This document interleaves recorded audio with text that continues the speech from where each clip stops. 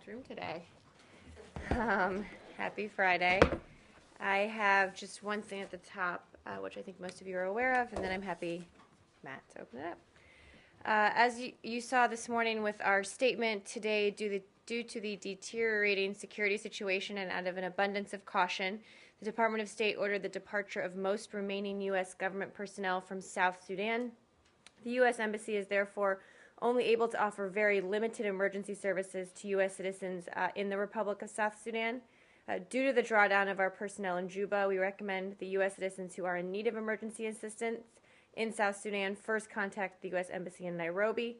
In the coming days, we'll continue to work to keep our remaining diplomatic personnel safe, to help Americans seeking to leave the country, and to support regional and international efforts to bring the fighting to an end. As I said in my statement this morning, even as we draw down our personnel, we continue to be engaged in and strongly support regional and international efforts to bring the violence to an end. Secretary Kerry and other senior officials have been in touch repeatedly with leaders in the region and in South Sudan. And our ambassador there, Susan Page, does remain in Juba, where she is in constant communication with South Sudanese officials and her foreign counterparts. Just one more official to note. Our Special Envoy, Ambassador Donald Booth, is in Ethiopia for talks between the two parties as well. With that, can I just on that? Do you have any idea how many, if any, Americans are still in South Sudan who wanted to get on the evacuation flights that you had and might not have been able to? I'm not asking about total number or about people who are there intentionally and don't want to leave there because of the situation, but people who actually had expressed a desire to the embassy to want to leave. I don't know the answer. I'm happy to look into that. Just updated numbers on that. We've evacuated over 440 U.S. officials and private citizens and more than 750 citizens of at least 27 other countries on 8 chartered flights and 9 military aircraft this morning. There were 2 more DoD C-130s. The answer is I don't know. We've had, as I said, a bunch of flights going out, but I'm happy to check and see. And will those continue? Even though you have limited staff, presumably some of these people who are being drawn down were helping in these evacuation flights. Is that correct? It's people who had remained at the embassy. Let me see what if I have any. Does the drawdown mean that there will be any impact on future evacuation flights if there had been any plan? We'll keep looking into if we need to do more. We're certainly open to doing that as we've been throughout. Who remains? The ambassador, a few key personnel, and of course security at our facility there, both ours and DoD. But I think we're certainly open to doing more evacuations if there's a need, depending on the security, of course. Matt, anything else? Is this going to be the shortest briefing in history? Yes, go ahead. A truck was stopped at the Turkey-Syria border with lots of arms in it. It turned out that the Turkish authorities prevented its official search, and then it turned out that Turkish intelligence officers were involved in transferring whatever was in that truck. Are you familiar with the situation? Any comments on that? I'm not familiar with that case. I'm happy to take a look at it and ask our team if there's some sort of comment on it. I'm just not familiar with it. Okay, and I'm still hoping for an answer about the Turkish journalist who was abducted in Syria. Yeah, I'll see if our team has anything. I hadn't heard anything about that, actually. I'd probably refer you both to the Turks and see if they have anything, but I'm happy to check. Okay, thanks. Yep. Lucas. Do you have an update on the violence in Iraq? Not an update from yesterday. I know we talked about this a little bit. Let me see what I have in here. Obviously, as I said yesterday, a number of our folks on the ground and in Washington remain in touch with all of the different parties in Iraq. I think make the points I made yesterday that our overall point is to encourage moderates on all sides and isolate extremists on all sides, support the government in our fight against al-Qaeda, fight, as you know, we share, and help them learn from the lessons that we learned from fighting this. Obviously, we know the situation is very serious. No update on that today, but it's something we're very concerned about. Yesterday, you indicated that Syria was to blame for the increase in violence. Do you stand by those comments? Absolutely, yeah. I mean, largely to blame. Obviously, there's a lot of factors at play here. We know some of the recent history in Iraq with some of the sectarian tensions. I'd note that we are pleased that different political leaders have called for calm and have taken steps to try to move away from this kind of violence. But Syria obviously is an incredibly destabilizing force, not just in Iraq but elsewhere. Would you say Al Qaeda is a part of this destabilizing force? Well, again, I think it's sort of what you asked yesterday. There are different either affiliated groups with Al Qaeda in the region or groups that might take ideology from Al Qaeda that aren't official affiliates. Certainly, we're concerned about that. We have been in Iraq for a long time, as you know, with the Al Qaeda affiliate there. But I'd say, there are extremists on both sides here, and there are moderates on both sides. And that's why we're encouraging the moderates to step up increasingly and show these extremists that that's not the way forward for Iraq. How would you define Al Qaeda? In general or in Iraq? Just in general. Okay, well, what we've talked a lot about, I think, is we talk a lot about Al Qaeda core in here, right? And the success we've had in Afghanistan and Pakistan against the Al Qaeda core group, which, quite frankly, is today a shadow of what it was. Certainly on 9/11, but even after. At the same time, over the past few years, we've made it clear that we're increasingly concerned about either official affiliates like AQAP or Al-Shabaab, AQ in Somalia or elsewhere, but also concerned with extremist groups who may claim ideology with Al-Qaeda but aren't official affiliates, and also concerned with sort of the lone wolves that are out there that may go on the internet and see extremist ideology and want to act on it. So that's why I think you heard the president speak about this most recently at NDU when he talked about the way forward and the threat we face and how we're going to fight it.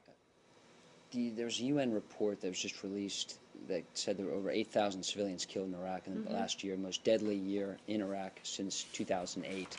And critics of the administration's policies would say, your policy in Iraq would say that we abandoned the country. Can you respond to that? Well, a few points. Obviously, we've condemned this violence in the absolute strongest terms. But let's be clear who's responsible for the violence. It's the terrorists who are behind it. That's why we are partnering with the Iraqi government very closely to fight this shared threat, because at the end of the day, we can certainly help them fight it, but we also want to help them build their own capability to do so themselves. Because ultimately that's the best way forward for Iraq. So I don't think we need to relitigate policy decisions that were made, however many months ago. But today what we're focused on is the relationship, how we work together very closely on this issue, and fighting this challenge certainly together. Bottom line, would you say the threat of Al-Qaeda is increased in Iraq and Syria? Well, I think I would say both in Syria and Iraq. Certainly, let's start with Syria. I think the threat of terrorism and extremism has increased as a direct result of the atmosphere the Assad regime has created in Syria. The fact that they have decided to engage in violence against their own people and really create a security vacuum has led to a very serious situation where terrorists like Al-Qaeda affiliated or people that claim ideology with Al-Qaeda can flourish. Obviously, that's why we've said that we need to move quickly to end the civil war there, even though it's very, very complicated and hard to do. Doesn't the Al-Qaeda threat in Syria, the Al-Qaeda presence, come from Anbar province in Iraq? Well, I think that's an oversimplification of sort of the Al-Qaeda picture in the region. I think that there are extremists and terrorists operating in both. I don't know what the flow chart looks like necessarily or where all the fighters are coming from when we look at Syria. I'm happy to check with our experts and see certainly where they come from and how they get to Syria. But we're concerned about it in both places, quite frankly, and that's why we are encouraging moderates within Iraq, in the government, in Anbar, and elsewhere to step up and say this is not what we want for our country, to learn some of the lessons we learned, and to move forward, hopefully, with a less violent future. Can we agree that the threat of Al-Qaeda has increased in the Middle East? Well, when you say the threat from Al-Qaeda, that's sort of an overly vague and broad and almost without meaning term. The source of these attacks in Iraq came from Al-Qaeda. I think in some places the terrorist threat has gotten worse. Like I said, in Syria, certainly as a direct result of what the Assad regime has done, the security situation, certainly the threat of either Al-Qaeda affiliated or ideologically affiliated groups has gotten worse. But when we talk about, quote, Al-Qaeda, I'm not sure if you're referring to Al-Qaeda core, which actually we don't think has the reach into these places that it did in the past or that some people might think. Doesn't mean they're less dangerous, but when you're talking about how to confront these groups, it matters where they take their direction from, quite frankly. And when you use the term Al-Qaeda, it matters what that means. Well, from the podium, you've mentioned foreign fighters and going towards Syria, and responsible for attacks against the Assad regime. Part of these flood of foreign fighters do come from Iraq. and from Absolutely. Anbar province. And over the last year in Iraq, we've seen 8,000 civilians killed. I think it's fairly self-evident that violence has increased, and the cause of that increase in violence is the Al-Qaeda franchise. Well, I think the use of franchise is a helpful caveat. But again, who's giving operational planning to the folks that are perpetrating this violence in Iraq? I'm happy to check in with our folks and see specifically what part of the terrorist org chart that is, because again, it matters not just in the words you use, but in how you fight it. Something we're working with the Iraqi government to do all the time, and the Lebanese government, as we've talked a lot about, and others in the region as well. So lastly, you will not say from that podium that the threat from Al-Qaeda is increasing. Well, I would say the threat from Al-Qaeda core has significantly decreased because of our efforts over the past several years. The threat from Al-Qaeda affiliates in some places has increased. Certainly in Syria, we've talked about that. We've talked about that in Yemen. Each country is different, each group is different, and we will evaluate the threat each place differently. It's just a little more complicated than that. Without litigating the decisions that were made in the last term or over the past couple of years, can you just address the suggestion in one of the earlier questions that the United States abandon Iraq? Well, I would fundamentally disagree with it. Just because we don't have troops on the ground doesn't mean we don't have a continuing close partnership with the Iraqi government. You see that all the time from the assistance we give them. We talked a little bit about it over the Christmas holiday, I think, some of the additional military assistance we've given them. So we don't define a relationship with a country based on boots on the ground. In fact, it's the opposite. We very much have a close and continuing partnership, and we'll keep working with them on this joint threat. Was it not the administration's preference to keep a number of troops on the ground in Iraq? I'm really not going to relitigate. I'm not asking you to relitigate Can I it. finish? I'm just. Yes. Thank you. I'm not going to go back into internal deliberations about whether we're going to or wanted to put a new SOFA in place. Something that happened, 2 years ago now, 2.5 years ago now. I just don't think that's a beneficial discussion to have from this podium. The president was very clear when he came into office that our goal was to end the war in Iraq and bring our troops home. I just don't think it serves any purpose to relitigate those discussions from, 2011 in 2014. I'm not asking you to relitigate it. Was the administration not interested in concluding a SOFA with the Iraqi government? I'm just not going to go back down that road. I don't. Well, the answer is yes, okay, and I don't see why Do you want my can't say job then? Do you want to answer? No, but I would prefer that you not try to sidestep. I mean, it's a I'm pretty. not trying to sidestep it. We're yeah, focused on 2014 and where we go from here. A discussion or debate about what we may or may not his have question was, about how what do you we may or may respond- not have wanted in his- 2011 is not relevant to the discussion today, Matt. It's just completely not. relevant to the question that I he disagree. asked, which was that critics. His question was, critics suggest or claim, accuse the administration of abandoning Iraq. And I disagreed with the premise. Okay, and Because I'm I asking said- you, was the administration interested in concluding a SOFA with the Iraqi government or not? Back I'm several I'm years just ago. I'm not gonna go back down that road. What I've said is that you don't define being Okay, you're looking for you think that I'm trying to set a trap for you, and I'm not. I'm just trying to get a straight answer, and it's a historical fact that you were involved in negotiations. Absolutely. With the Iraqi. I'm not saying Okay, we well, weren't then involved what's in them, wrong but you were asking what we wanted, what we didn't want, what the content of the The discussions whole point were. of a SOFA was the same point as the BSA in Afghanistan, They're which was actually to quite allow. I understand that, but it was to keep So don't make the some comparison. presence, on the ground. Again, they're very different situations. In Iraq. Yes, Very different situations. they are. But the suggestion, if you deny that the U.S. abandoned Absolutely. Iraq, Because I don't think then you might it's want to defined explain. by boots on the then ground. you might want to explain to people that the administration did try to conclude a SOFA with the I just Iraqis don't think that that's a would have helpful allowed. discussion to have today. It's the answer to the question, though. I don't think it's a helpful if you- discussion to have today, and I think I would define our engagement in Well- Iraq not by boots on the ground. Fair enough. But after 8,000 people are killed, that's also not a helpful way to define our involvement in the country. Well, certainly we're doing what we can to help them build their capability. We've been very clear that we are partners with Iraq in this shared fight, but we also were very clear about the president was when he came into office about ending the war there, about building a new relationship going forward, and focusing on other security threats going forward. So again, this isn't something we're going to relitigate here, something that happened in 2011. What we're focused on now is how we continue building the relationship and building their capabilities. But to Matt's point, for the administration to end the war in Iraq, did you all perhaps forget to leave behind some tools that could aid them in defeating adversaries? Absolutely not. Again, you don't define a relationship with a country by boots on the ground. That's just ridiculous. But some would define the relationship about peace. They define the relationship. Well, again, we can't impose peace on people. I think that's... We could give them tools to aid them. Which is exactly what we're doing. But it's a tough fight, and it's a hard challenge. And these issues aren't easy. If they were easy, they would have been dealt with years ago. So it's not like if we just flipped a switch and did X, Y, or Z, the terrorist threat in Iraq would go away. That's just not how that's not how it works. So we're helping them build their capability. We're helping provide them with the tools, the guidance, the assistance as they fight this fight. But it's really up to them, in conjunction with us, helping them to push out the extremists, to encourage moderates, to learn the lessons we all learned from the years we were there, when we did have boots on the ground, and try and move the situation forward in a better way. Saeed, I've missed you. Happy New Year. We're going to go to Saeed next. Happy New Year. I just wanted to follow up. Happy New Year to you. I wanted to follow up on Iraq. So you agree with the tactics that the Maliki government is using? Is that what you're saying? That's not what I'm saying at all. We're obviously... You said you leave it up to them how they want to conduct this operation. Well, that was a broad statement. So we're obviously following, if you're talking about Anbar, we're obviously following the events in Anbar. We've been encouraged by efforts by several of Iraq's political leaders to contain the crisis in Anbar and unite forces against extremists.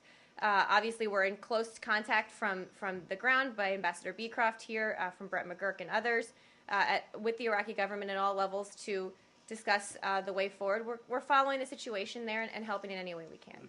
Now, seeing how the United States is also sending drones and so on to strike terrorist camps in Yemen and other places, why not do the same thing in Iraq? Each country is different, each situation is different, and we provide assistance with counterterrorism in different ways everywhere. They're just not always comparable situations. Is that because there is a lack of agreement on these things between you and the Iraqi government? There's just different situations. I would hesitate from making any generalizations or analysis of it. They're just all different. Iraq still? Turkey. Turkey. Iraq, wait, let's go to, yeah. But don't you think the guy, I mean the Prime Minister Maliki, is picking the wrong fight by fighting with the Sunni leader in Al-Anbar? Again, I'm not going to... Not with the terrorist, Al-Qaeda Sunni, with the tribe leaders in Al-Anbar. Well, I've seen some reports of the Prime Minister actually calling for Sunni members of Parliament to remain in government. We've been encouraged and pleased by those comments, and we do believe it's important for these members of Parliament to participate in the process by representing their constituencies. Obviously, we're not going to litigate internal Iraqi politics. That's not our job. But we are going to help the government, talking to all parties, all folks there, about how best to fight the extremists and the terrorist threat. Yeah, but he's fighting in Al-Anbar the Sunni tribe leaders, as all the news reports from Iraq says. Well, He's fighting the We're taking leaders. a look at those reports, and we're trying to get all the facts on the ground. There's a lot of conflicting reports actually out there about what's actually happening in Anbar. And what we're trying to do is talking to our folks there, getting more information, and determining the best way to assist and provide help going forward, certainly. Yeah, and especially those awakening. You remember the awakened. Absolutely. Those people who you work with in 2006 or 7, I think. The guy is in fight with him now.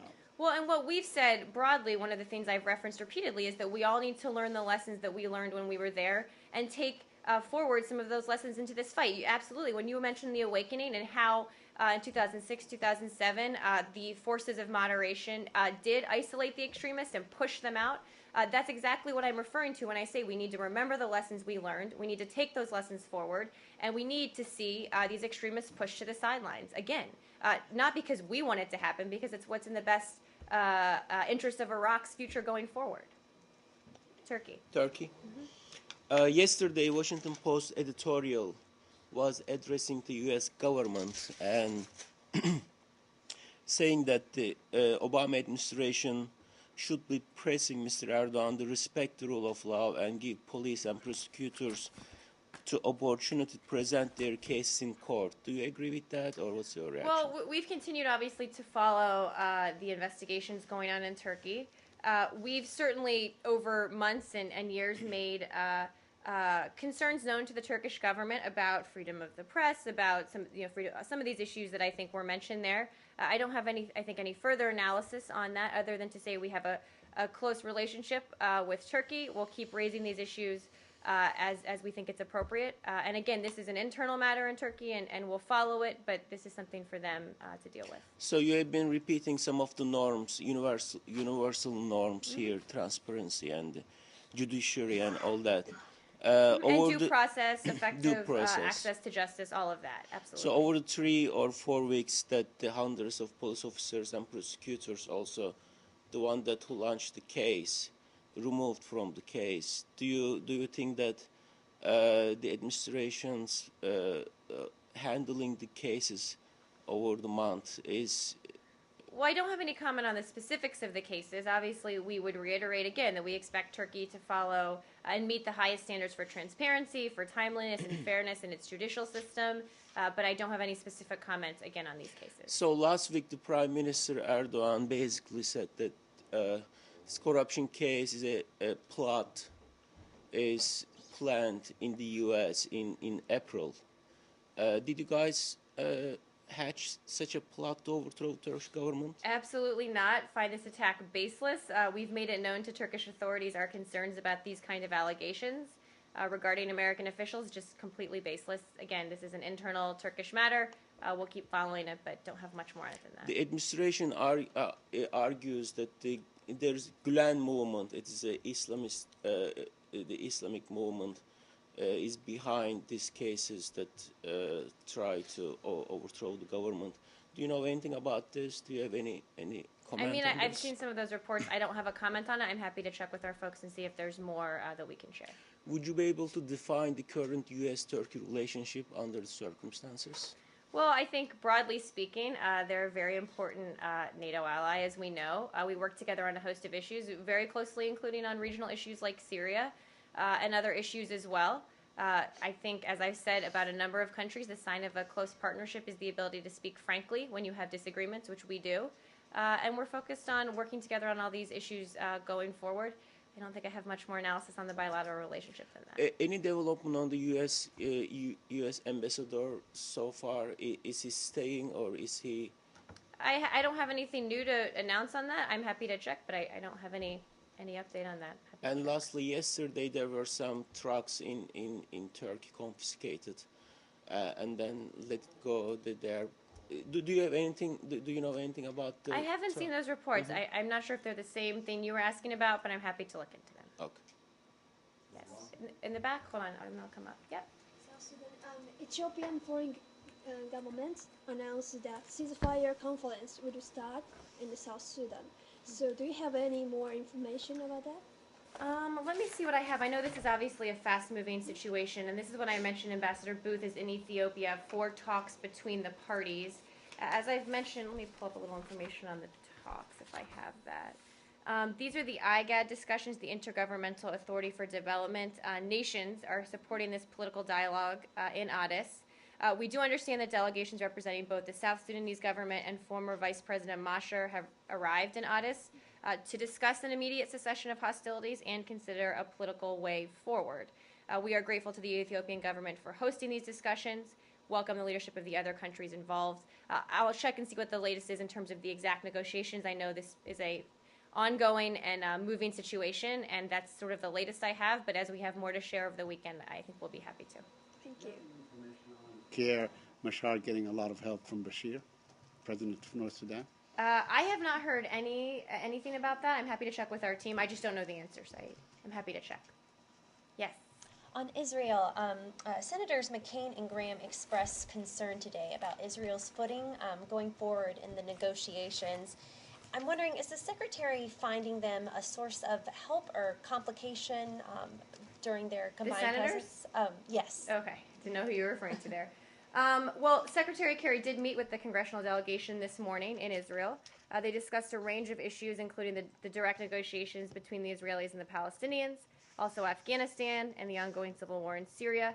He'll continue to engage with them. As you know, he spent 30 years in the Congress and on the Foreign Relations Committee and is a big believer in the role of Congress in traveling to other countries, contributing to the foreign policy dialogue, certainly. I think what he's focused on is the role we're playing in these direct negotiations.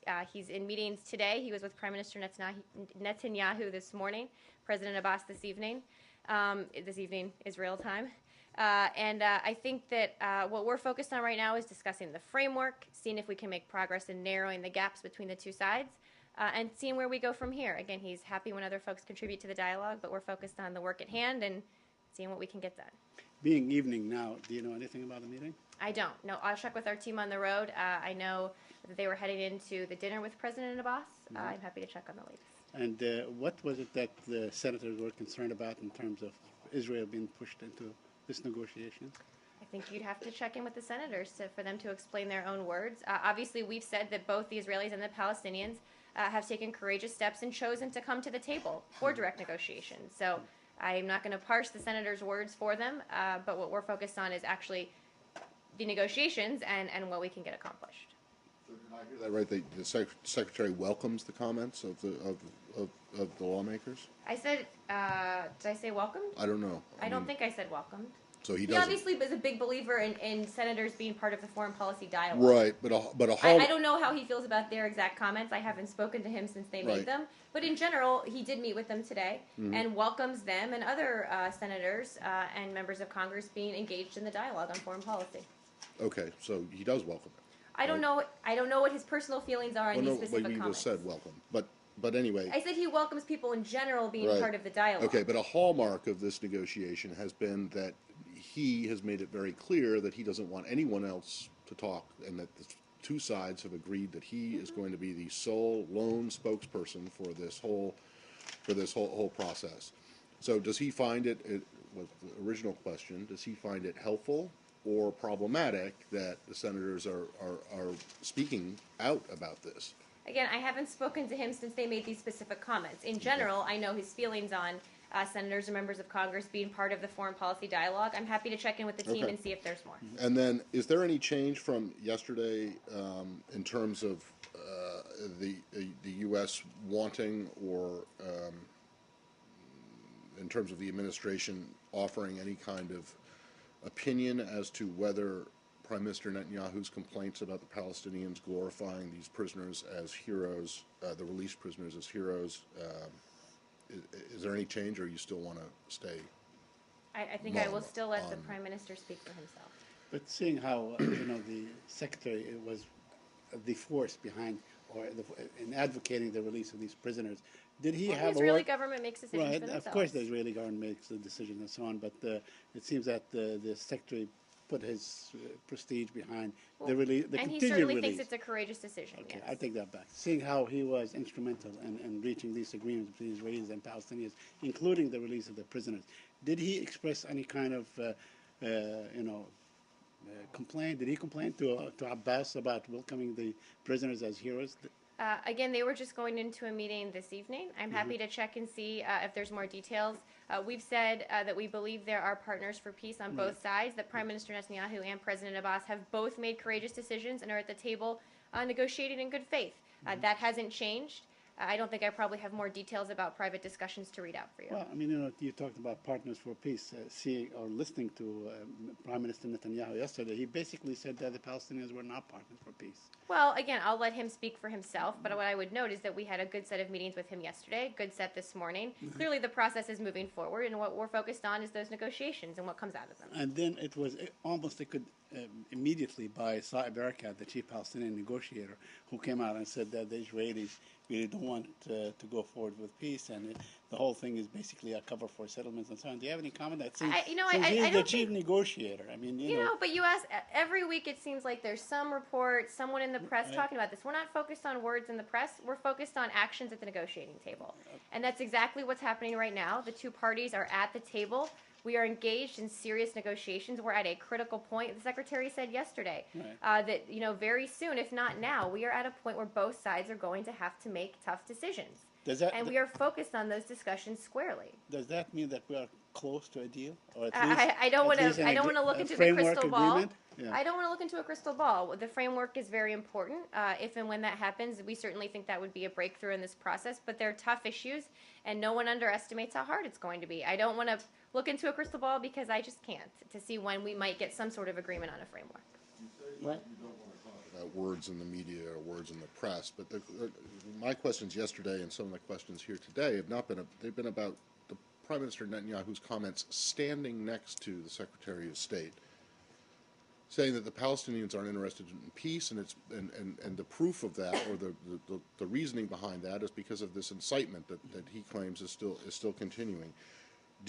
Does the administration not think that being an honest broker, being a facilitator of these talks, means in some way to be a referee and calling fouls or penalties on both sides whenever they do things when they do things that are unhelpful? And the crux of my question is, it would seem to me to be incumbent on the United States, when the Prime Minister of one of your biggest allies, potentially the biggest ally in the Middle East, comes out and says that it's his negotiating partner is inciting violence against Israel and not preparing his people for peace. Either you think that's wrong, and if you do, I think you have an obligation do you think you have an obligation as an honest broker to say that it's wrong? And if it is right, don't you equally have the obligation to say that we agree with Prime Minister Netanyahu and President Abbas, do something about this? Well, I think we see our obligations as an honest broker to have honest discussions, in this case in private. When we think one side has done something helpful, when we think one side has done something less helpful, we make that plainly clear to the sides directly and privately. And that's why the Secretary has repeatedly said that these discussions are happening privately. We're not going to read out those discussions publicly because we don't think that's helpful. I said very clearly what our position is, that we believe that both sides are negotiating in good faith, and that we do believe there are partners for peace on both sides. And I think the fact that Prime Minister Netanyahu was at the table last night and again this morning shows that he's still invested in the process, despite his public comments. Okay, so if you think that speaking out about this is unhelpful, surely it cannot be helpful when Senator McCain gets out there as a leading member of Congress and says that the Israelis' concerns are legitimate. Again, How is that I didn't neutral? say it was helpful. I said that we respect, the Secretary respects the right of Congress to play a role in the foreign policy dialogue, and we're not focused on what the senators are saying. We're focused on what the parties are saying at the negotiating table. And Israeli reports say that part of the Israelis suggested, as part of this framework agreement, that the Triangle area, which includes some old Palestinian towns that are in Israel and where the people are citizens of Israel, to move them actually in exchange for the settlement. It's called the Triangle area, and it also includes 300,000 people that would be moved from being Israeli citizens to being Palestinian citizens. And allegedly, they claim that the Secretary is against that because it's very close to ethnic cleansing. Could you comment on that? Saeed, I appreciate your tenacity in repeatedly asking about specific rumors about specifics being discussed. That's very specific what you just said. Yeah. We are not in any way going to confirm one way or the other any of the specifics being or not being discussed in these negotiations. Are we going to get some sort of a scorecard or a yardstick or some sort of like status report anytime soon? I'm not sure exactly what you're looking for, but I think Well, how you can judge how it. far have we gone since the beginning of these negotiations? Right, I think a couple points. We're still at the table, engaged in serious and sustained discussions. We are focused right now on this framework, seeing if we can get something finalized that outlines the parameters and the guidelines for the discussions going forward. So obviously that's something we're looking forward to hopefully getting done. I don't know how else really to score it other than the fact that everyone's still at the table talking in a serious and sustained way. Okay, let me just ask one last question on this issue. I know that we asked Jen last month about the 9-month period. You guys don't believe that the 9 months is strictly 9 months. It can go beyond the 9 months, correct? Well, we're still operating under the timeline the Secretary laid out when we announced the resumption of final status negotiations. Obviously, these are complicated. We know they'll take time, but nothing's changed in terms of the timeline at this point. So the 9 months could conceivably stretch into 12 months. I mean, or I'm sure 14 there are a months. lot of hypotheticals that could eventually happen, but we're still tracking on the same timeline the Secretary laid out. Lucas. Secretary Kerry, believes that Senators McCain and Graham are helping the negotiations? Like I said, I think that he in general believes that it's important for Congress to play a role in the foreign policy dialogue. They obviously don't have a role in the actual negotiations, right? I think their visit there just demonstrates the very close U.S. relationship with Israel writ large, but in terms of the negotiations, they don't have a formal role. So we're happy to hear their views when they make them, but we're focused on the actual negotiations. But would he rather them visit at maybe another time than The timing was totally coincidental. Honestly, they're on a longer congressional delegation trip overseas. The Secretary's trip only came together kind of last minute. It's totally coincidental. And he did meet with them this morning. He worked with them. There were 3 senators, I think Barrasso as well. He's worked with all of them very closely. So he's not the least bit annoyed by the timing? Again, I haven't spoken to him, but the timing was totally coincidental, and I don't think so. Yes. Korean Peninsula. South Korean's foreign minister is coming town next week, and I think I believe they're going to discuss North Korean nuclear issues, and I believe in these couple of days the U.S. position has not changed. But at this time, what do they discuss on these issues exactly? Well, the scene is the meeting. It hasn't happened yet. I don't have anything to preview. Obviously, they'll talk about a wide range of regional, global issues. North Korea is certainly one of them. There are others as well. I just don't have a bigger preview than that. I'm happy to see what's on the agenda and see if we can share more. But I'm sure we'll have a readout afterwards. Still, Bohr is on their court and North Korean court. I'm sorry? The Bohr that is still on their court. On the Accord. Oh, I mean, they playing the tennis court. Oh, the tennis court. I don't have any idea. I'm happy to check with our folks. No, I'm talking about the balls in their court. Ball on their court. In the North Koreans? North yes. Korean court. So tennis or basketball? Basketball, maybe. Or volleyball. Football? My Buckeyes are on tonight. There's no court. But U.S. position has not changed, and their I think it's probably safe to say it won't. North Korean position has not changed, so which means nothing has changed. So right, what's the perspective? Well, all joking aside, certainly we do still believe the onus is on North Korea, that they have to live up to their international obligations. They've committed on multiple occasions to denuclearize. It is a key topic of discussions with the South Koreans, will be next week, but there are a host of other issues we work on together as well. I think those are all probably be on the agenda, but certainly it's up to North Korea now to take steps to come back in line with those obligations. But the military drill is going to going to start the next month or on March. So probably some reports said that North Korea is going to take a provocative action. So are you concerned about this? Well, we've certainly said that the North Koreans should not take provocative actions. They should do the opposite. They should refrain from doing so because it's not in their interest, and it's not in the interest of security on the peninsula or in the region. So I don't want to prejudge or guess about what might happen or what they might do in the next few months, but it's clear to say that we are encouraging them not to take those kinds of actions. So why this time, on this moment, the South Korean foreign minister and the secretary? Why now? Why now? I'm not sure if there's a specific reason for now. I'm happy to check and see if there's a specific reason for now. It may just be scheduling, but I'll check. Yes. On India, there is a video on circulation in some of the social media sites about the strip search and arrest of the Indian diplomat Devyani Khobragade. I don't know about the authenticity, but it's spreading very fast. Has the State Department seen it? Can you say it's authentic video or not an authentic video? This video, which we are aware of, is absolutely not footage of Ms. Khobragade. Obviously, we're aware of the footage. We would call it a dangerous and provocative fabrication. This hoax video, which I think has appeared on some news websites without obviously confirming its authenticity because it's not. We find it deeply troubling, irresponsible, and reckless, and condemn, again, this dangerous fabrication. I want to make very clear this is not video of her.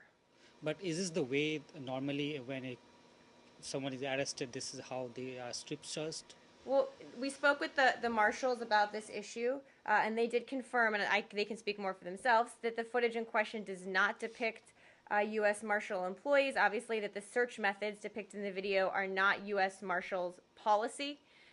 Again, I'd leave it to them to speak more to this. I haven't watched the video myself, but I want to be very clear. and saying this is not how we do things here. Is it about some different incident or? I honestly don't know. It's a fabrication. It may be a couple different. I've heard different rumors out there, but it is in no way Ms. Khobragadi.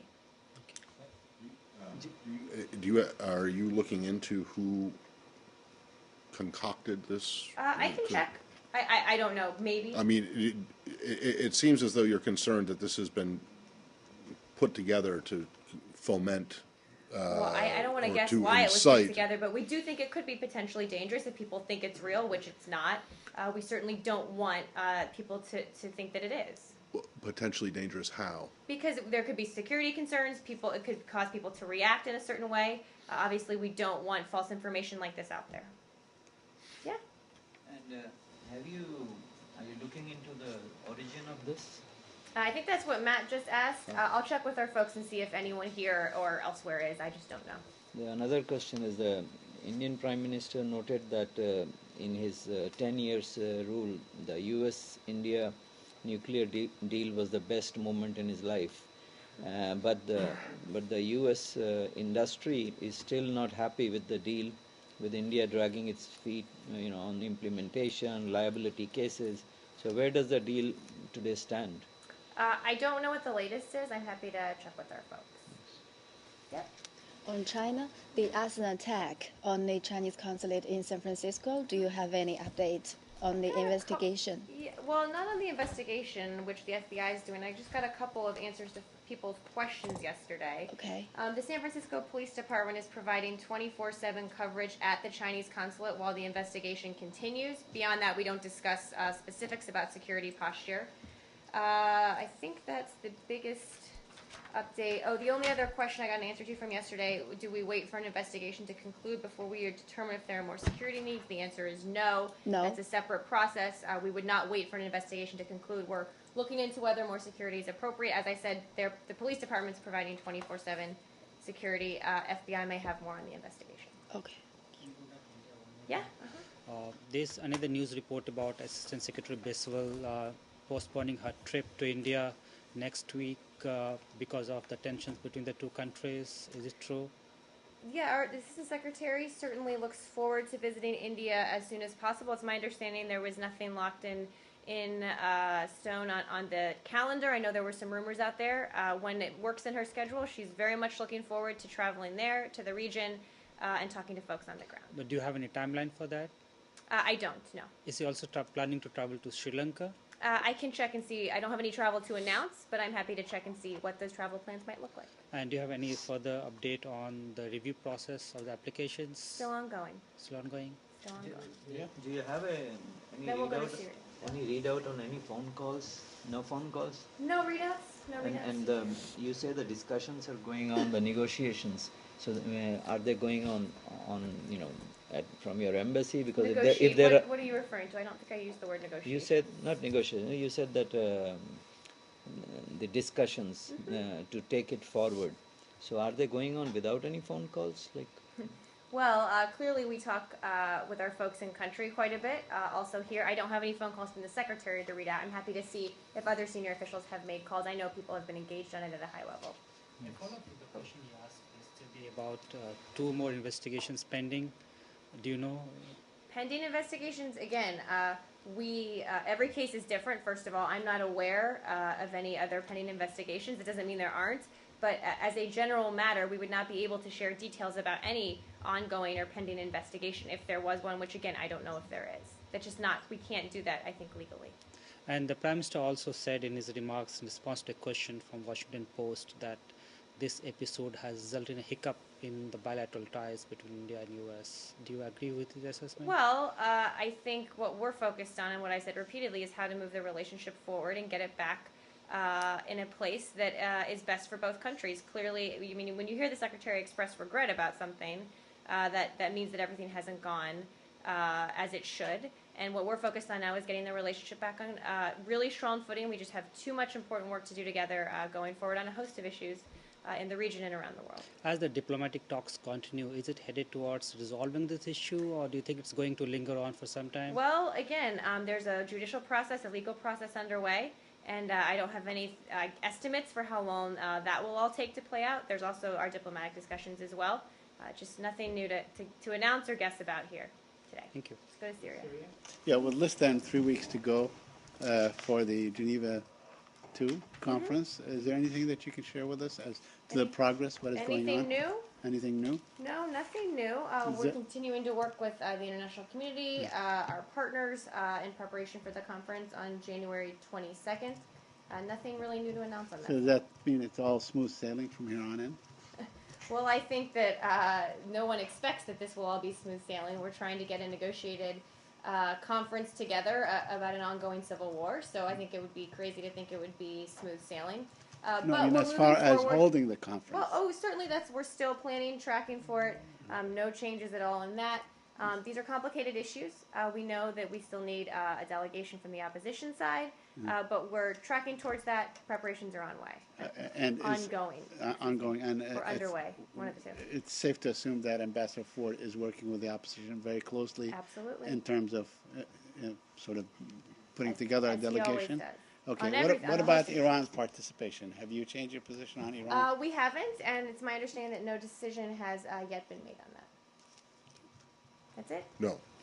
Do you have any thoughts, concerns about this violence in Cambodia, with police opening fire on striking garment workers, killing 3 or 4 of them? Let me see what I have on that. The United States deeply regrets the recent loss of life in Cambodia during violent clashes between protesters and government security forces.